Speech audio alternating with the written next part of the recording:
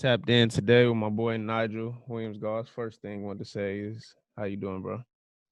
Man, I'm good, man. Just trying to stay busy, stay active through this quarantine, man. Been a little bit crazy, but blessed. So, before I get into all that with the quarantine, we'll talk about how it's affecting you today. I kind of wanted to start from square one as far as with some background stuff. Start from square one. So, originally you were from Oregon, am I correct? Yep. That's pretty known. You pretty long, pretty sure I know that part. Yeah. So, from Oregon, moved to Vegas for high school, right? Yes, sir. So, high school, you went to Finley Prep, obviously nationally known powerhouse. You're the first 4-year player in Finley Prep history. Am I correct? Yep. So talk to me about a little bit about the decision to go from Finley from Oregon and how that worked out for you and what you liked about it, what you didn't like, things like that. Yeah. I mean, for me, so I was playing. When I was in seventh grade, I was 13, and I was playing 17 and under for I-5 Elite. Mm. Ime Udoka's team. He's the assistant coach with Philly now. He was with San Antonio for a while. Right. So I was playing with his AAU team, and so I was playing 17s in Vegas, and one of the Nike reps had told Coach Peck that the team from Portland had a seventh grader playing 17s, and he should go check him out. So he came and watched me play, and I think after the game, he like immediately like contacted me and was like, I know you going to the eighth grade next year, but like we would love to have you come visit the campus and potentially be our first 4-year player. Um, and I didn't know much about Finley Prep at all at the time. They had only been around like a year or two as like a high school. But then my eighth grade year, they had like Avery Bradley, Corey Joseph, Right. Tristan was a junior, all these guys, and they ended up winning the national championship. That was one of the I think they craziest played, teams ever. yeah. So they played Oak Hill in the championship, were undefeated. So I'm like, damn, like they want me to come play. So Mm. during that year, I had went out to Vegas. I had toured the campus, practiced with the team and stuff like that. And for me, it was a no brainer. Like I told my parents, like I got to make this move because for me, my whole thing was like looking ahead, and I wanted to be as prepared as I could be for college. Right. I wasn't thinking about no rankings. I wasn't thinking about no uh, stage, ESPN, nothing. I was just like, they got the best players in the country. I'm gonna practice against them every day. We're gonna play Right. the best teams in the country, and by the time I get to college, I'm gonna be ready. So it was pretty simple to me. Like it was a no brainer. And I mean, my parents, my mom, my dad, And they've always been full support for my dreams and my goals. So that summer, they packed up, they moved to Vegas, and they've been there ever since. And I went for 4 years. right. So you had 124 wins, 8 losses in high school. So yeah, something like that. No, no, no. I know the numbers. I'm telling you, it's something like that. I know the numbers. 124, 8. What would you say was the benefit of choosing a school like Finley that's a prep school versus going to a traditional high school? What would you say the benefits were? And were there any negatives or any cons, I guess I could say, to it? Yeah, I mean, for me, I think just learning how to play with other high level players. Right. So, I think that's one of the biggest adjustments, especially as a guard. A guard going from high school to college. If you go to a public school, and not all public schools, there's some elite level public schools, but if you go Right. to just a normal public school, and again, I'm coming from Portland. Right. Jefferson had a really good basketball program, Jesuit, and that was really it. And I Right. wasn't really zoned for neither one of those schools. So um, I think a lot of transition for guys going from high school to college, they don't really know how to play with other players. Like they Right. know how to do their own thing, they know how to score. And then they get to college and they got to run the plays, and they got a senior who's an All American or All Conference, whatever it may be, and that kind Right. of throws them off a little bit. So for me, I would say that was the biggest thing. And then just learning the importance of winning. You know what I mean? Right. Like I was never playing for stats or anything like that. Like my whole mindset was we got a reputation to protect, and Coach Peck made it a point that we was gonna be the hardest working team Right. year in and year out. And so I feel like those two things, just the work ethic and just understanding how to play with other high level players, kind of laid the foundation for my whole career. Yeah, no, I know what you're saying because my freshman year of high school, I had a team full of seniors that won a state championship at Sarah, guys like Keith Schamberger and those guys, and they won state that year. And I remember when they left, I felt like, man, if these dudes come back to school and we losing games, oh, they're gonna be on my helmet. You know what I mean? Like I can't, Yep, yep. I gotta hold the ship down. So then when we keep pushing forward, obviously you won a lot of things in high school. You gold Mhm. medal. gold medalist in high school, Yep. 17 under.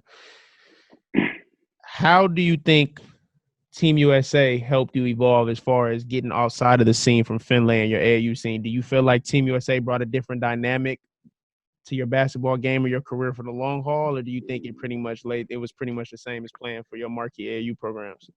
Nah, I mean, one, just a little correction. So I played on the U19 USA team. So Okay. so it was I was going into my freshman year of college. Right. And majority of the team was guys who had already played their freshman year in college. Right. And so for me, it was actually like the perfect transition. Like Right. I was done with high school, I was going into college, and that was kind of like my first welcome to college basketball. And of Right. course, that's at the highest level. So guys on the team was Marcus Smart, Elfrid Payton, Montrezl Harrell, Aaron Gordon was with me, AG, Right. Jahlil Okafor, all these guys. So we Right. had a super talented team.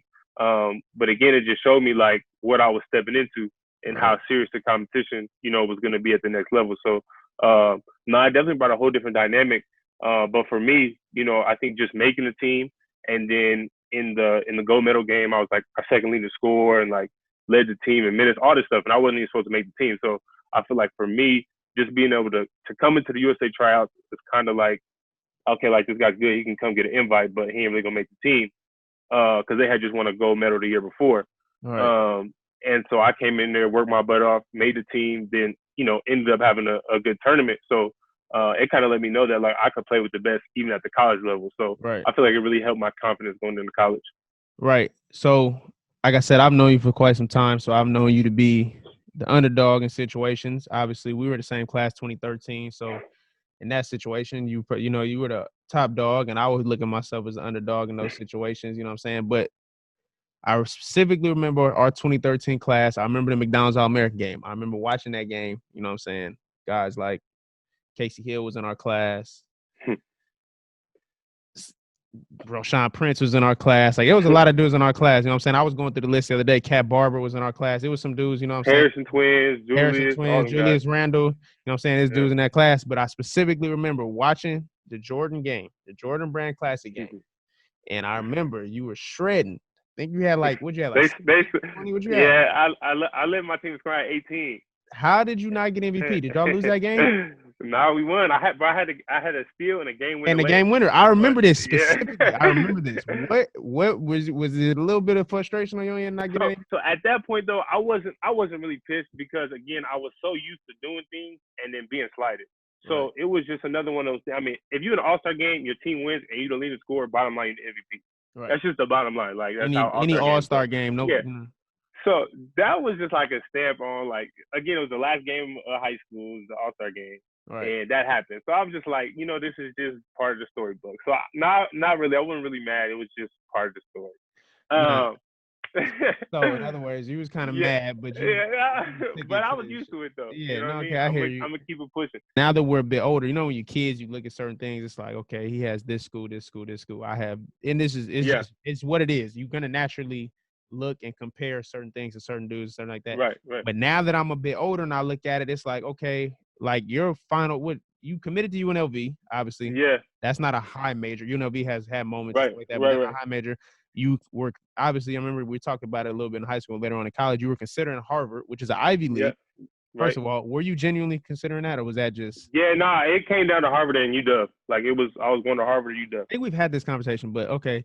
So, what was the situation with you committing to UNLV at so early? What was the reason for that, I guess I should say? And then obviously I know why you decommitted because the coach left. Yeah. But what was your logic to that?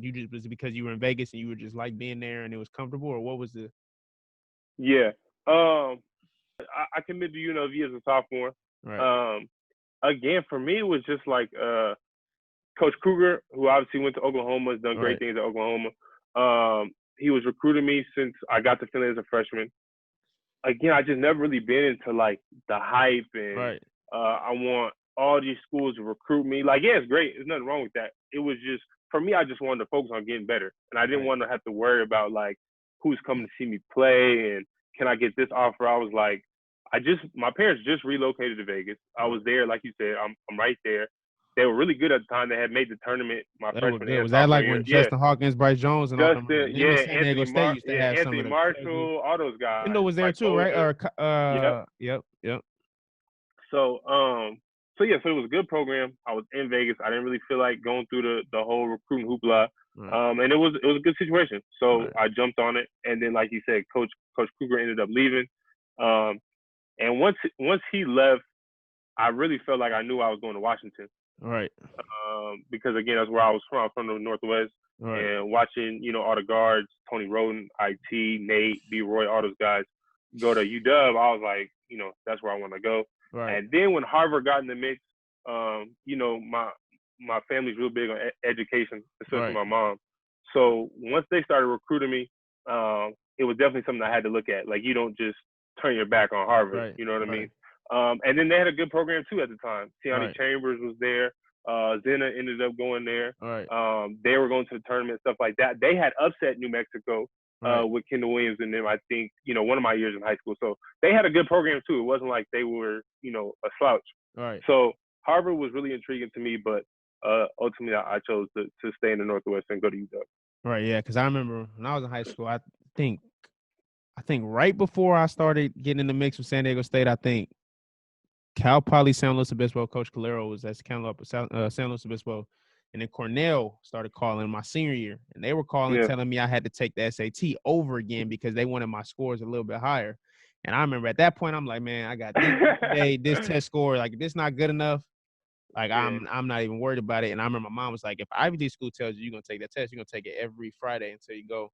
Obviously, things that I'm not working out, whatever the case. But I remember my mom, so I can see how that conversation came up, especially now I know your mom and everything. I know that Harvard degree, that's gonna go a little bit different. So okay. She a doctor, so you know what I'm saying? So then now talking about college. So this is where me and your relationship grew, obviously, throughout college and everything like that. And this is kind of where we are today.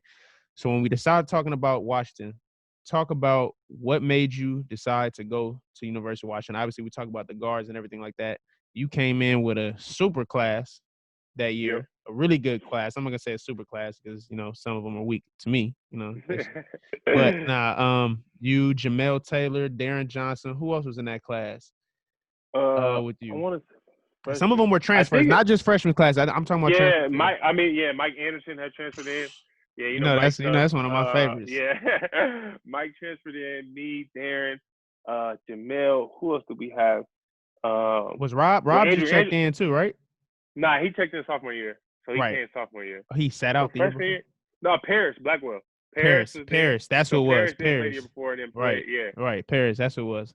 So when you decided to go to Washington, explain that whole freshman year and how that played out, because you were first team freshman, Pac-12 freshman, right? Yeah. And then Aaron Gordon, that was the year Aaron Gordon won, right? Freshman of the year. Mm-hmm. And that was because Arizona's team was winning, and obviously like that. Right. AG is AG, so that's him. He's going. Obviously, he was playing his ass off. But yeah, for sure. How do you think that freshman year played out? Was it everything you thought it would be? Highs, lows? Talk to me a little about that freshman season. Nah, I think it was. I think it was pretty much what I expected. Like at the time, the pack was amazing. Like I think we had 8 or 9 tournament teams. Arizona was the number 1 team in the nation. And then, every team was loaded. You look at a team like Colorado, who no one really talks about, and they backcourt with Spencer Dinwiddie and Steve Booker. You know what I mean? So then you go to Arizona State, and you play in Jahi, and then they had a center who was leading the conference in blocks. And then Oregon State had the leading, scorer in the conference, Roberto Nelson. Then, you know what I'm saying? So everywhere you went, Roberto used to get a basket. Yeah. So you were playing against, high UCLA. You know what I'm saying? Everybody, Kyle Anderson, Jordan Adams, Zach Levine, all those guys. So the pack was loaded. And so for me, we were like, I think we ended up 500 my freshman year. But for me individually, started, every game, led all freshmen in scoring in the pack. So for me, it was like a really good first step. I never planned on like being one and done or anything. So for me, it was just, all right, I led the freshmen in scoring. We were 500. Clearly, I can play at this level. And it was all about kind of building going into sophomore year. Right. So speaking on that, like you said, you never planned on going one and done.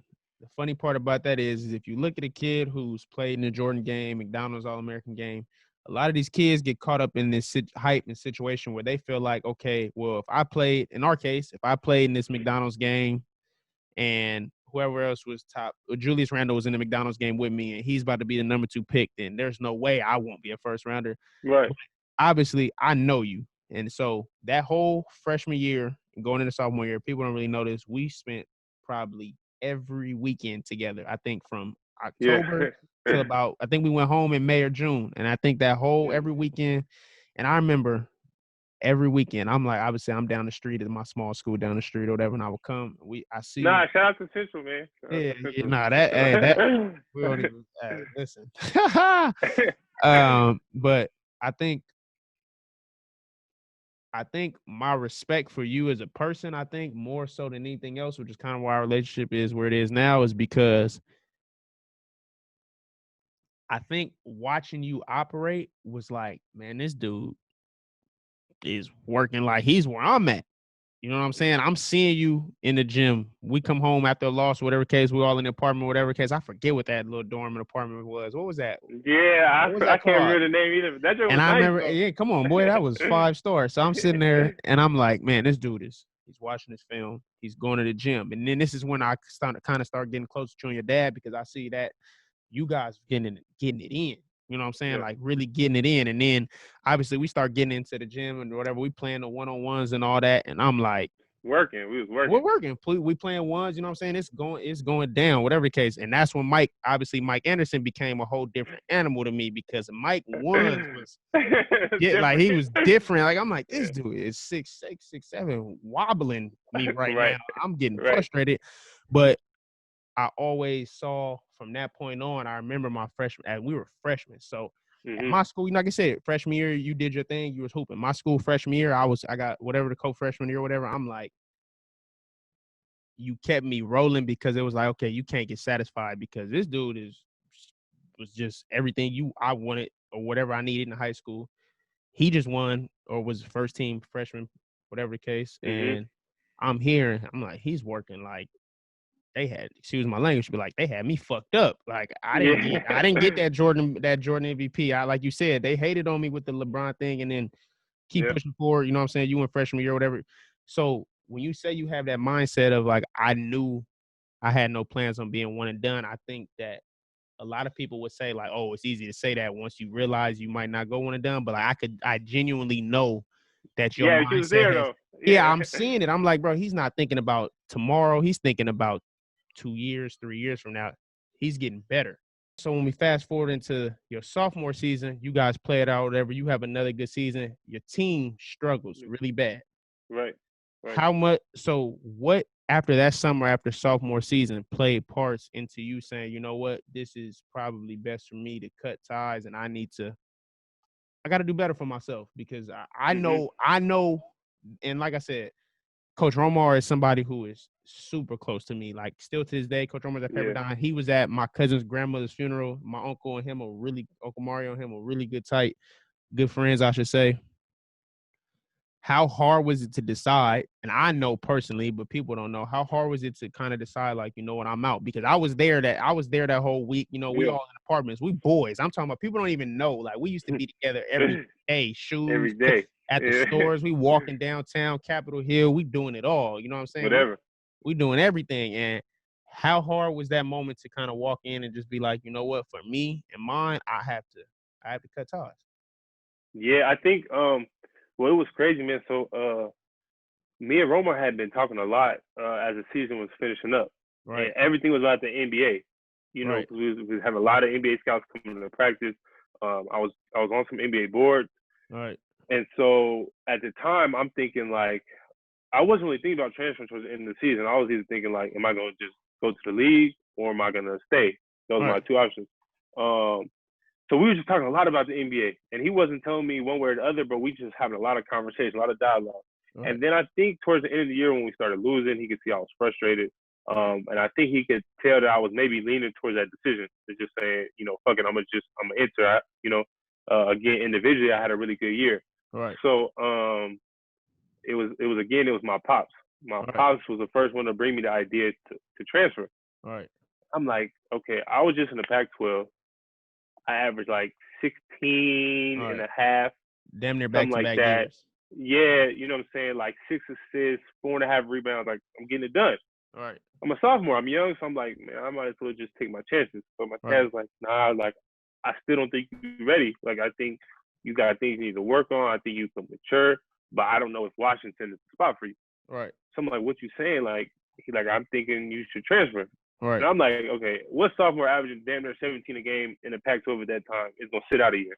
For You know what I sure. mean? Because I'm like, It's, if I'm not going this year, I want to go to the league next year. especially when you look at like somebody like Zach LaVine, who's averaging, what did he average? Whatever he averaged off the Yeah, I bench, mean, and off the he bench, his freshman year. That right, was right, right, freshman year. right. You know Now, what I'm saying? I mean, now not knocking Zach because you know you Yeah. can't teach. Obviously, Nah, politics. Well, obviously, a little situation kind of got tricky for him, but I know what that feeling is. It's like, bro, I did this. of course, naturally, yeah. I Yeah. mean, we see Zach now, but again, at the time, I'm Right. the leading scorer as a freshman. You know Right. what I'm saying? I come back as a sophomore, Right. get better. You know what I'm Right. saying? Have a better individual year. Right. But yeah, again, you know, I sat down. I was like, all right, like I trust my pops. You know, like he's never steered me wrong, and Right. so it was kind of a unusual decision. Right. So whatever it was, I decided to transfer. It was one of the hardest conversations I ever had to have with Coach Romar because, like you said, like he was like a father figure to me. You know, he was recruiting me since my 8th grade year. For sure. When I originally committed to UNLV, the hardest call I had to make was to Romar telling him that I wasn't coming. Right. So we had a great relationship. Obviously, he let me rock my first 2 years. But again, I just think it was a whole lot of factors, and I felt like one person wasn't going to turn that program around. You know, the following year. So again, I left, and some people criticized me, especially like UW fans. Like they was like, oh, like he wasn't that good. Right. He got numbers, but you know he wasn't effective. You know what I mean? So I was like, you know, all right, whatever. Like I gotta do what's best for me. Then transfer comes. So my transfer goes out, I think on Friday. Right. So when I tell you like Saturday, bro, I had every school like. No, we talked that Friday when you did it because you texted me and you tell me like I'm out, and I remember this. I specifically remember you said I'm out. So then I think about 2 hours later, I go on Twitter and it said that Nigel Williams-Goss is leaving Washington. And there's people hitting me up like, yo, Nigel, Nigel. I'm like, man, what? Don't ask me. I don't know. Yeah. But then I'm like, then people hitting me like, he's going to Baylor. He's going to Baylor. He's going to Baylor. I'm like, damn, my dog going all the way to Texas on me. Like, oh, man, I was sick. I'm like, nah. So now I'm like, that kind of got to me. But then talk to me about the decisions of choosing Gonzaga. Never would have thought, dog. Like again, like I said, I mean, schools I was really interested in, like Tom Izzo, Michigan State. Michigan State. I we really talked like about that, right? Yeah, Tom Izzo. Dad Mata at Ohio State. I was really big on Ohio State because D'Angelo had just left, and D'Angelo had actually hit me and was like, yo, like they looking for another one. Like he just let me rock, da da da da. So Ohio State was really intriguing. Right. Texas was intriguing because Shaka Smart just got the job, right? And he was my assistant coach on the USA team, right? And then there was a few other schools, but Gonzaga wasn't even in the list, dog. Like I was like, I wasn't even thinking about Gonzaga, right? Because like I said, that was all the first weekend. Right. Coach Few didn't call me till like Tuesday or Wednesday, and I'm like, dog, my transfer went out like 5 days ago, and I've had every school in the country they call me. Like, it's no disrespect, but like, all right, I don't have to be your priority. Like, it's fine. One of the assistants, shout out to Coach Brian Michelson, he had hit me over the weekend, but again, I was talking to the biggest head coaches in basketball. Right. So then they got involved. So Coach Few, he calls me, and the thing that I remember specifically about Gonzaga was that it was strictly about basketball. It was strictly about my redshirt year, the program that I was going to be on, they track record and what they had did in the past without having top tier talent. Right. And that was kind of like, you know, the pitch. And that's no knock on any players that, you know, was at GU before me. They had some really good players, but guys that weren't highly touted coming into GU for sure, and then prove themselves as, you know. Even Adam Morrison players. Probably wasn't. I'm not. Don't want to. I don't want to say wrong, but I doubt that he was a high ranked dude until he got to that point. You know what I'm saying? Right. So I know what you're saying about that. Yeah. So I had to listen. You know, they track record, they winning percentage, all that spoke for itself. So I had to listen. So then I scheduled my official visit, and I think they were like third or fourth. I think third. I think I went to them third. So before the visit, I was like I said, I was really feeling Ohio State, which was right after them. Right. I told my dad, I'm like, Dad, I think I'm set on going to Ohio State. Right. So can we just cancel the GU visit go to take a visit to Ohio State, and then be done with it. So he's like, all right, I'm gonna talk to B Mike, assistant coach. Conversation comes back. My dad's like, look, they need you on campus. Like, I ain't gonna do them like that. Like, we scheduled a visit, we going. I know I'm that. like, I all right. know Pops. I know his. Yeah. I so know he's like, we going. So I get to campus, dog, and I ended up committing on my visit. I mean, it was just such a winning atmosphere, and I knew again because I had went to Finley, I had won before. I know what winning culture looks like, feels like, smells and like, it was that. it. You know what I mean? It was it. Right. And then one of the biggest things was like Josh Perkins. Shout out to my man Josh. He hosted me. Right. And he was a starting point guard, had 2 more years of eligibility. And for the starting point guard to be my host, to bring me in and say, look, like, we can share this thing, like, you know what I mean? When no beef, it was like, bro, we trying to win. You can help us. And that was the bottom line. Right. I'm like, man, if this dude is that selfless, he's trying to like, win. Yeah, you know what I'm saying? And we can do something. Right. So I ended up committing on my visit, dog, and the rest is history. You know what I'm saying? It was the best decision I ever made. Right. No, so when a lot of people talk about a basketball winning culture, a lot of people think that you just throw 5 dudes out there, 7 dudes out there, talent, whatever the case. This isn't AAU where you could just throw 7 dudes out there and just figure it out and win a tournament. You know what I'm saying? Because it's so much that goes into it. It's personalities, it's characters. Are your guys on the 2-game conference losing streak? Are they going to pout heads because some guy only played 21 minutes as used to playing 35? Right. Or is he going to shut his ass up and go get in that gym and go get them same shots up because we're going to need you 2 weeks from now, February, March, you know what I'm saying? So, and you coming from an environment like Finley where everybody is about basketball, it made perfect sense how a school like that would adapt to you because I know you know what I'm saying, off the court. You know, you're not caring about the extras, you know what I'm saying? You don't care about being in a big city and all that. I remember the day it happened, somebody was like, you must be in Spokane, Washington. I'm like, I'm gonna be honest. I'm like, he gonna go from that practice facility to that gym, home, back to Vegas, and that's it. He's not even gonna do anything else. So to me, it makes sense. So then we go into the Gonzaga situation. You play with, I think Jonathan Williams was on your team, right? Yep. J-Mac, Jordan Matthews. So that's a funny thing about this is that me and J-Mac were getting recruited from San Diego at the same time. And I remember him talking back then before he even decided to go to Cal. And Jordan went to Santa Monica High, and we played against each other a lot in high school and everything like that. And Jordan was always nice. He was always, bro. He had his best, I think it was his freshman summer year. He had his best game of the season versus you. He had like 28. Bro, like when he was turning up for y'all in a tournament and people were acting like kind of like he was some unsung hero, I was so confused. I'm like, bro, this dude I'm gonna be honest, he been busting my ass for like since I was 12 years old. You know what I'm saying? Like he been scoring since he was 12. You know what I'm saying? Yep. And then you had had Rui on your team? Yeah, so Rui, I don't think he didn't even play that much on your team, right? He didn't play at all. He didn't not that much. He didn't play at all. Right. Zach Collins was on your team, right? And Zach Collins came off the bench. Right. Yep. And then you had and then obviously my boy BA was on your team then sitting down watching Brian Albert. BA.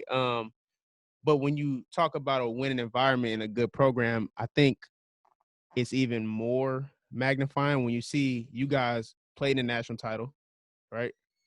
You guys play in the national championship, and then you go into a situation where a dude who Rui is a lottery pick. Right. Zach was a lottery pick. Right. He came out the bench. But I think he averaged 2 points, right? Or what? I don't know. Did Rui even play? Right. Yeah, he barely played. So did you know that he was gonna be everything he's become, or is that a testimony to what Gonzaga created?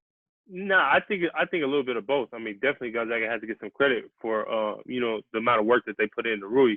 Rui couldn't speak no English when he got to Gonzaga, so like Dan couldn't get on the floor because he couldn't even speak English. Right. But he was always in the gym, just like everybody else at GU. You know what I'm saying? Like that was another thing. Like they told me on my visit, they was like, go to the gym at any time, you'll see somebody in there.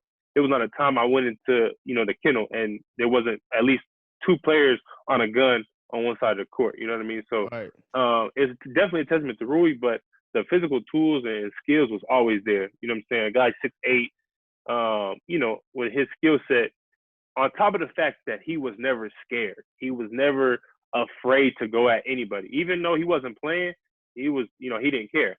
Right. So I think just seeing that mindset, I think everyone knew that he was going to be straight. Right. So then, obviously, we talked a little bit earlier about the whatever it was, 142 or 124-8 record, whatever it was at Finley. So then you fast forward that, you have a 37-2 record season. First thing It's a is lot of games in how college, though. that's 39 games. That's half the NBA season. So the first thing I think I want to get into is how much pressure was it going in before that first loss to BYU? Because I remember that day because Yeah, senior night. It was senior night. You were sick. But Sick. how much pressure was it going in throughout that season? Because we just saw San Diego State back last year have a super season where I think they were on the verge of having an undefeated season. Yeah, I as watched well. it. I was, yep. Right. What was that feeling like going through that undefeated season? How was it pressure or did it not really phase you guys at all? But we were so locked into like our process, and I think that's why it didn't matter. Like we played Arizona at Staples Center that year, like beat them. Played Florida and Iowa State and Orlando, like beat them. Like went to Tennessee, beat Tennessee. Like we had like such a dialed in process where it didn't matter if we was playing, LMU or Pepperdine or Arizona at Staples. Like we had a weekly practice routine, a pregame routine, a game plan, and we stuck to it. You know what I mean? Like it was no ifs, ands, or buts. Like we knew what we had to do. Our coaches had prepared the practice and the game plan, and we knew if we executed, we'd have a chance to win. Bottom line. So that's all we did, bro. Like we literally, I know it's cliche to say like take it one game at a time, but that's all it was. Like it was literally just like, all right, what's our process? What's our plan for next game? Let's go execute and then move on. That was it. Right. So it really wasn't no pressure.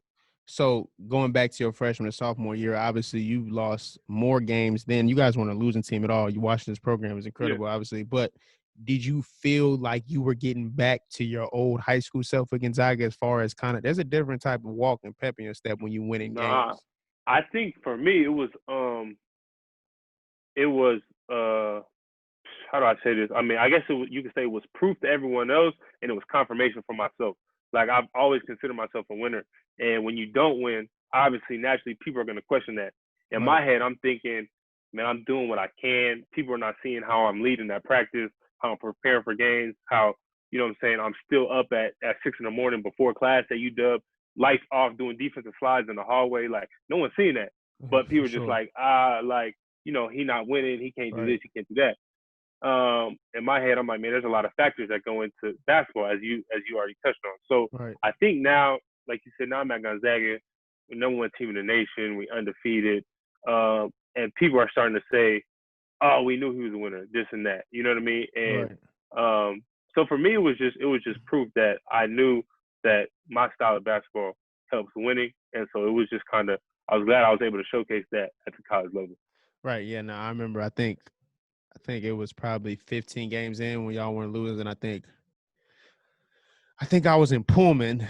No telling what I was doing in Pullman. I don't know why exactly. We ain't gonna speak on that. I think it was my redshirt year. No, I know exactly what it was. I had torn my knee up that year because our junior years were your redshirt year was the year I had to sit out. My knee was messed up. And I remember I went out to Pullman, Ike and those guys, DK and those guys at Wazoo, and I was out there in Spokane. Yeah, you know what I'm saying? I'm in Pullman, and I remember I'm watching you play, and I remember I texted you like, yo, I think I'm about to push over to Spokane and come watch you play, come to the game, whatever the case. And I just remember just kind of seeing you walking around before the game. I forget who you guys – I want to say you guys was about to play USF. I want to say it was San Francisco. I'm pretty sure it was, right? I'm pretty positive. Yeah. I'm pretty positive. And I remember after the game, I was sitting there and I'm like, I knew the team was going to do something, but more importantly, I'm like, oh, my boy's about to turn up. Like I see it because I can see it. I think I had 30 actually.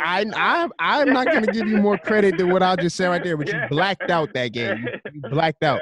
But it was just more like the buckets and all that, bro. Like I said, we played one-on-ones, we played open gyms. Like when I used to come up to UW and all that, I know as far as like your success. Like I know personally. And like I said, this is one of the reasons why I got you here because I know personally the background to everything. So nothing you could ever do. If you got in the NBA right now and whatever the case happens, that you finally get your break and you black out, it would never surprise me because I know what goes on when that camera comes off. You know what I'm saying? So when you guys start pushing towards that tournament run, obviously I got my favorites and I have like I can't be too political with everything. Like I wanted y'all and Oregon to see each other. This is before the tournament started. Bring the championship to the West. For Finally, one, dog. I wanted the West Coast teams to get it. Two, I'm in the Pacific Northwest, so I really wanted the Pacific Northwest to have that moment because people don't know. Like, as far as one thing I will say about the Pacific Northwest is basketball. They're about That's for basketball. You know sure. what I'm saying? Like California, like we got basketball. It's obviously locked down. I personally think LA has it locked down, but we got football, you got baseball. So there's other You things. got everything. You got the city, you got the good weather. So there's other things that can kind of like retract you from basketball, where out in the Northwest, it's basketball or rain and a little football and stuff like that, but it's basketball or rain, and people are serious about basketball. So, and then obviously I got you and Jordan and BA. I wanted BA to get, you know what I'm saying, get his little piece of pie. BA, silently no, BA beat me in a state championship my junior year of high school. That's the funniest thing. BA got a crazy game too, though. Hey, like BA, people sleep on. What? BA got that little fade, that little fader jumper. I don't know how he makes that shot, but BA can play. So I'm seeing y'all at GU, and then I got Jordan Bell, JB, is at Oregon. And a lot of people don't know, not to get too far off track, Jordan Bell was nothing, bro, when we were coming up. Nothing. Bro, it's nothing, bro. He it's was killing me. But I tried to tell when I had already committed to UW, right, and I was trying to get them to recruit JB. Oh no, if y'all had, I ain't gonna lie, like, but they wasn't people like a lot of schools wasn't people, high on him. They were like, he couldn't shoot, he couldn't do that.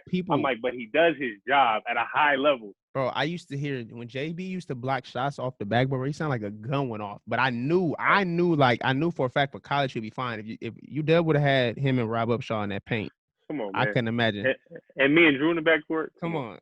Yeah, you see what I'm saying? But anyways, so when I'm seeing you guys in whatever case, y'all would have won seed, obviously. I'm pretty sure Oregon was a high seed. Yeah, they were up there, 1 or 2. 1, 2, whatever case. And I remember I'm telling people, like, man, I got to see them go at it, whatever case. Got to see them go at it. And so when it gets down, y'all are making that push. Y'all both in the Final Four. Yep. I think they were playing – were y'all playing South Carolina? We played – y'all played South Carolina. We played first. We played South Carolina. Y'all played South Carolina first, and then they played after. Carolina. And I remember y'all did y'all part with the South Carolina one, whatever, for the case. That's Sendarius Thornwell, right? And he was in our class. And people don't even – TJ Dozier, yeah. Yeah, I played against Sendarius Thornwell in AAU, and I remember he was like 56, 60th in our class or something like that, but he was killing in high school. Dog, so yeah. when I saw him at South Carolina, people was kind of like surprised. I'm like, nah, this is nothing new. You know what I'm saying? Right. He picked the right school. You know what I'm saying? He didn't go to North Carolina. Not to say that he wouldn't survive there, but he went to South Carolina, so he went somewhere where he knew he could rock out. And then it's y'all beat them, and then they're playing North Carolina, and they had it. Like, they were right there. They should have won. They gave up an offensive rebound. If they won defensive rebound, they win the game. We're gonna talk about an offensive rebound that could have won you a game too. and then so I'm sitting there and I'm sick, and I'm like, okay, well, at least my boy got to get this championship because JB didn't get there. You know what I'm saying? At least Nige got to get there. So talk to me a little bit about that national championship game, because obviously it came down to 1 or 2 possessions or whatever the case. I'm still to this day, I know you're not too happy with that last possession, whatever, with the shot getting blocked, whatever. Yeah. I know you still. I told you I texted you the second after that happened, like, there's nobody else who's gonna shoot that shot. You know what I'm saying? I don't care if you had to slide out of bounds, kick the ball. If you'd have gave that shot to anybody else, me and you would have had a personal problem, because I know what was driving that boat. So explain to me how that game affected you long term, and in the moment, your initial feelings in that moment, because obviously you had to immediately decide what was next the second that horn went off. You know what I mean? Yeah, I think for me, man, it was, first of all, it was just an unbelievable experience. You know, I was so happy for it. And I said it in an interview after the game. I was just so happy for all of Gonzaga Nation, like all the fans, the coaching staff, the past players. Because, I mean, people know, but Gonzaga really has one of the best fan bases in the country, bar none. Easy. And there's fans that was, you know, coming up to us like, we've been waiting for this for 20 years.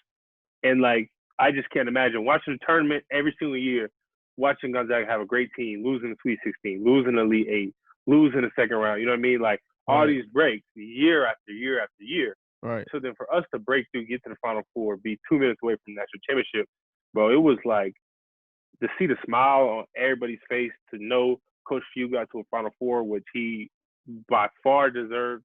Right. One, I was super happy for them. Right. I was obviously crushed that we didn't win, you know what I'm saying, to get so close and lose. But still to this day, man, I don't have like a ton of negative feelings about it just because it was our first ever Final Four. It was, man, like just the bond and stuff that we created Right. was just unbelievable. So it was a great experience, man. Even though we came up short, man, I like I said, wouldn't trade anything. But then yeah, after that, man, I kind of knew I was out. Oh, you After didn't have a that, choice. We were. yeah, and which is still, I mean, and again, I feel like it just goes back to my story, man. Like fast forward a little bit, like where I got drafted, but that's a whole nother story. But Right. I mean, I was a consistent All-American. I was, finalist for Player of the Year and Right. Wendy's Win Award. Right. Went to a national championship. Improved my efficiency. My 3-point percentage went from low 30s to like 37, 38. Right. Shot the ball really well. Everything. Right. So there was nothing left that I had to prove in college. I had did my Right. individual stuff at UW. I had one at Gonzaga. Right. Everything. So in my mind, I'm like, all right, I'm ready now. You know what I'm saying? Right. I've been in college for years. I got my degree. Right. Most importantly, I got my degree. And it's time. You know what I Right. mean? And so yeah, so I left. So when you decided to make that decision to head to the draft, you already are somebody who is in high gear every day as far as Right. applying pressure to yourself, as far as pushing yourself, as far as mentally staying on point. The second you decided that, okay, it's time for me to really, you know what I'm saying, to really time to get this money, you know what I'm saying? Do you feel like you had to even up it up a little? Do you feel like you had to go into another gear, or do you feel like because of who you were as a kid, because of the foundation your dad said, your parents said, not just your dad, your parents, your family, because the foundation set at Finley, because your ups and downs at UW, and then because of the foundation exactly, do you feel like it was an easy transition to get ready for the league, or do you feel like you still had, oh, I still got it, I got more to go? Man, it hasn't changed. I mean, it's still the same today. You know what I Right. mean? So for me, it was the same thing that I was always gonna do. Right. Whether I was redshirting, whether I was coming back to school, whether I was into the draft, whether I was going into high school, whether it was a summer in high school, my work ethic has never changed. So I didn't Right. never feel like I had to do something that I hadn't Done been it. doing my whole life. So, Right. going twice a day, going 3 times a day, people start to do that during the pre-draft process or during like, okay, like this is my last year. But I had been doing that. So for me, it was just like, I'm just going to continue to outwork. And like my pops would always tell me, like, these players can't catch up in 3 months of work, what you've been putting in for 10 years. You know what I mean? So, like, if they go 3 times a day, that's fine. You still going to do that. Plus, you've been doing that for the last 10 years. You know what I mean? Add so, a like, 1 to that 3. Yeah. Yeah. So, like, it was really nothing new. I knew, how hard I had to work. I knew my mindset going into the workouts, which I had great workouts. Right. Because that's just a straight 3-on-3, 2-on-2, 1-on-1 setting. Right. And yeah, Right. I was ready to go. So then draft night comes. Obviously, you end up getting drafted by the Jazz on, I think it was 55th. 55th, right? 55th. 55th pick by the Jazz. Did you know the Jazz were going to take you at some point, or did you not know? Yeah, Going to take you? Nah, so I knew. I mean, you obviously know going to the pre-draft process. Your agent will tell you, these are workouts that you have, and then these are teams that are like really, really high on you. You know what I mean? And so I knew that the Jazz really liked me. And I knew they had a late first round pick and a mid second round pick, like 45 at the time. They had like 45 and they had like 29. So I was like, okay, like, at the time I'm like, okay, I could slide in one of those spots. You know what I mean? Right. They ended up trading the 45th pick and one of the other picks to move up when they got Donovan. Right. They drafted him at like, I don't know, 10 or 11, something like that. Right. So they had got rid of the 45th pick, and then they ended up getting back the 55th pick. So, yeah, to your point, like I knew they really liked me, and I knew they had a chance of drafting me. But there's so much crazy stuff that goes on, like trading picks and stuff like that, where you may have a team that you think could draft you, one spot, could trade their pick to get somebody else, and then now that team will have a pick. So, I knew it was a chance, but I didn't know until they called my name.